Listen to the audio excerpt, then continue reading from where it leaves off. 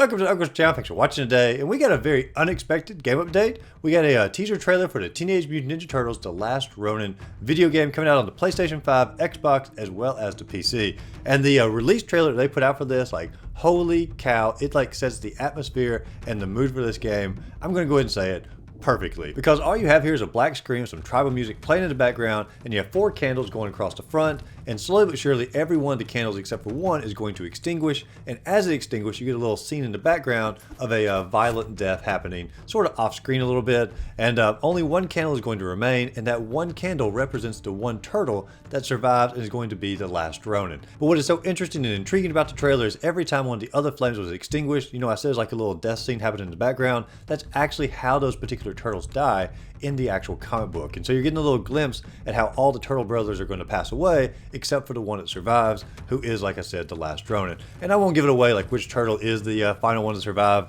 I'm sure most of you probably already know at this point, but I won't give it away. And then it shows one final little concept art of the last Ronin getting ready to fight off some cybernetic ninjas here. And all this is from the comic book as well. And I really think the trailer is well designed. I think it looks great. I think it sets the tone and the mood for the overall novel, or the graphic novel, really well. And I think they've nailed that down just like nearly perfectly.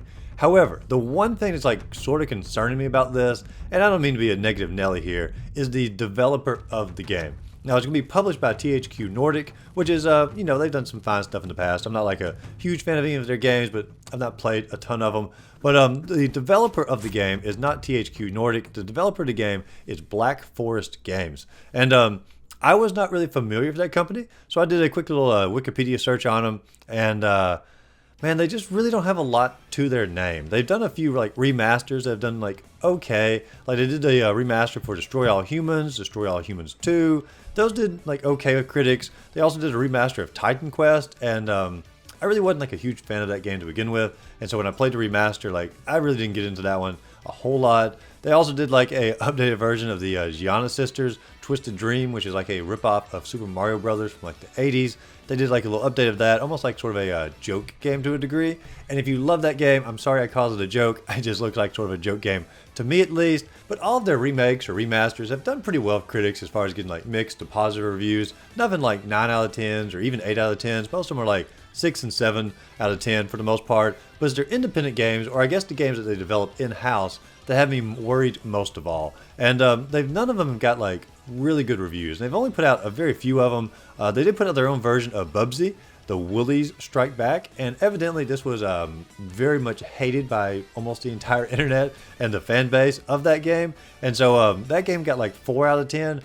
Very, very bad. The other game they put out that was completely on their own was Fade to Silence, and I've never played that game, but like I love the artwork for it. I've watched the trailer; it looked like a pretty cool game, but evidently like it really wasn't a very well polished product, and it got mediocre reviews as well. And so not horrible reviews like Bubsy, but it got mediocre reviews. And so we're looking at a company here that has only done a couple of games on their own. One got really bad reviews, one got okay reviews, and they've done a lot of remasters that have gotten pretty good reviews. And we have to wonder here, are they going to continue the process of putting out mediocre to bad games that they've published on their own, or are they going to somehow turn all that around and put out a masterpiece of a game for The Last Ronin? And as much as I hope that's what's going to happen, I can't help but be a little bit on the hesitant side as far as like their track record goes.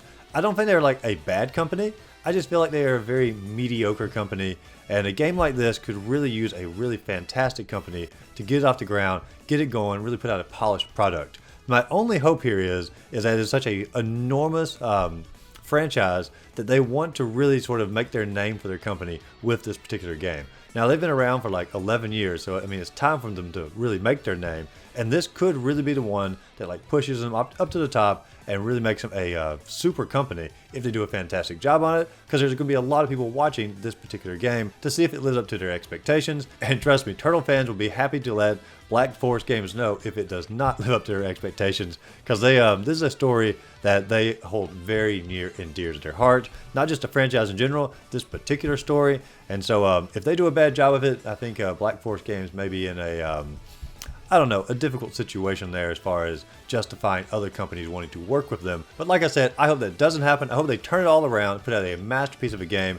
and if they can continue the atmosphere of the trailer and keep that up, I mean, like, it's looking like a really good direction, at least thus far. But like I said, we've not seen any gameplay, anything like that. We just have a really awesome looking trailer that the graphics team for that particular company did a fantastic job with. But of course, when a game does get a teaser trailer like this, we do start wondering, when is the game going to come out? And I've made some future predictions in an earlier video, but now that we actually have a developer behind the game, we can sort of look at their other independent projects, and we can sort of figure out, based on a timeline, of when we think this game might come out. And their last main project that they did all on their own was Fade to Silence, and after they announced that game, it took about a year and a half, 2 years for that game to come out. And so if I was guessing, I'm going to go ahead and say The Last Ronin is going to come out in probably like maybe summer of 2025, or at least fall is 2025. But I definitely think it's going to be a 2025 game. I can't imagine it being any further out than that, at least based upon the history of how this company puts their games out. But hey, if they need a little bit more time to work on it, by all means, take all the time you want, because I think everybody out there wants a great Turtles game. And I mean, we've got a really great Turtles game, you know, last year, Shredder's Revenge, and even the one on the Apple Arcade, the Splintered Fate, that was great as well. But both those games are like, you know, smaller, indie type games. They don't require, you know, years and years to program and work through.